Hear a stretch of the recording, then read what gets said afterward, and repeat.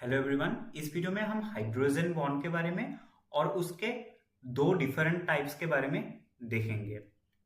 तो hydrogen bond form कैसे होता है, पहले हम इसे देखते हैं।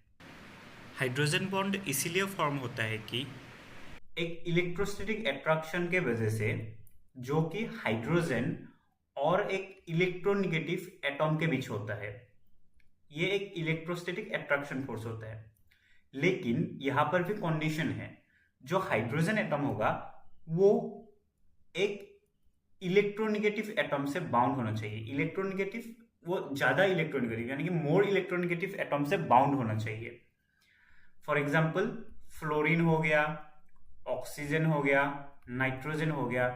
तो इनसे अगर ये बाउंड होगा, ये वाला हाइड्रोजन, और मान लो कि इलेक्ट्रोनेगेटिव एटम जो होगा यहाँ पर जो एक्स है, वो अगर मान लो ऑक्सीजन या फिर फ्लोरीन या फिर नाइट्रोजन, ये अगर मोर इलेक्ट्रोनेगेटिव एटम होगा, तो यहाँ पर इन दोनों के बीच इलेक्ट्रोस्टैटिक अट्रैक्शन होगा, जिससे एक हाइड्रोजन बॉन्ड फॉर्म होगा।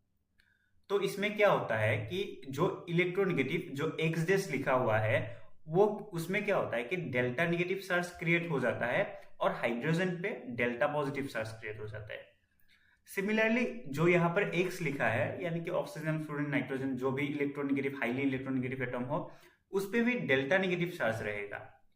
तो ये वाला डेल्टा पॉजिटिव चार्ज और डेल्टा नेगेटिव चार्ज आपस में क्या करेगा, अट्रैक्शन करेगा, क्योंकि हमें ये ऑलरेडी पता है कि पॉजिटिव और नेगेटिव आपस में अट्रैक्शन करते हैं।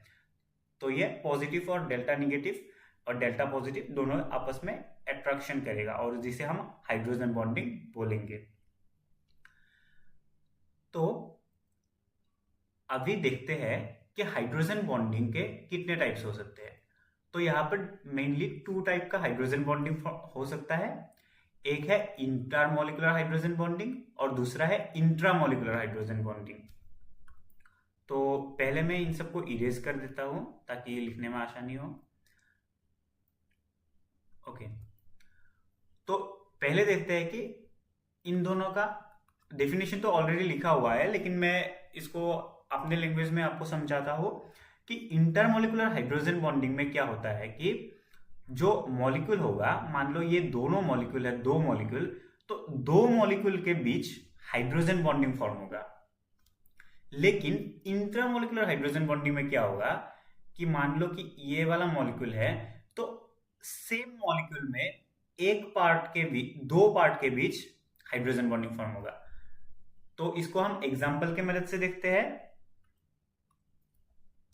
कि मान लो कि एक अल्कोहल है, ऑक्सीजन, हाइड्रोजन, फिर ये CH3, और यहां पर एक वाटर है, हाइड्रोजन, ऑक्सीजन, हाइड्रोजन, और यहां पर भी हम एक वाटर दे देते हैं, हाइड्रोजन, ऑक्सीजन, यहां पर हाइड्रोजन। तो यहां पर क्या रहेगा, ये जो हाइड्रोजन रहेगा ये वाला डेल्टा पॉजिटिव चार्ज होगा, और ऑक्सीजन में डेल्टा नेगेटिव चार्ज होगा, ये वाले ऑक्सीजन में। सिमिलरली यहां पर भी हाइड्रोजन में डेल्टा पॉजिटिव चार्ज रहेगा वाटर में, और ऑक्सीजन में क्या रहेगा, डेल्टा नेगेटिव चार्ज। तो अभी क्या हो सकता है कि ये जो डेल्टा नेगेटिव चार्ज है, ये इस डेल्टा पॉजिटिव चार्ज को अट्रैक्ट करेगा, यानी कि ये हाइड्रोजन बॉन्ड फॉर्म करेगा। सिमिलरली यहां पर भी ये वाला जो ऑक्सीजन है, ये इस वाले हाइड्रोजन के साथ हाइड्रोजन बॉन्ड फॉर्म करेगा।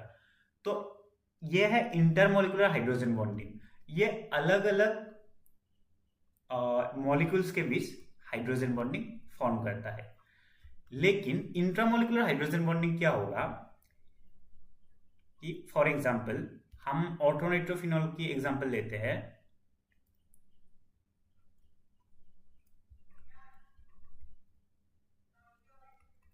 तो ये वाला है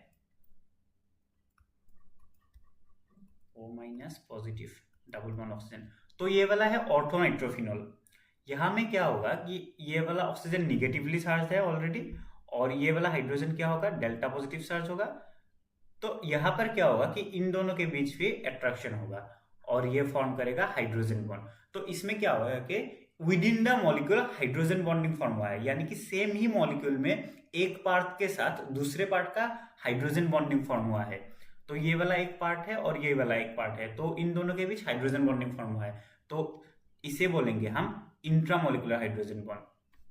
आई होप आपको इंटरमोलिकुलर और इंट्रामोलिकुलर हाइड्रोजन बॉन्डिंग के बीच डिफरेंस समझ में आ गया होगा। और इंटरमोलिकुलर हाइड्रोजन बॉन्डिंग में ऐसा भी होता है कि यहाँ पर अभी हम दिखा रहे हैं कि ये वाला अल्कोहल है, ये वाला वाटर है, तो इन दोनों के बीच अल्कोहल और वाटर दो डिफरेंट मॉलिक्यूल के बीच हाइड्रोजन बॉन्डिंग फॉर्म हो रहा है।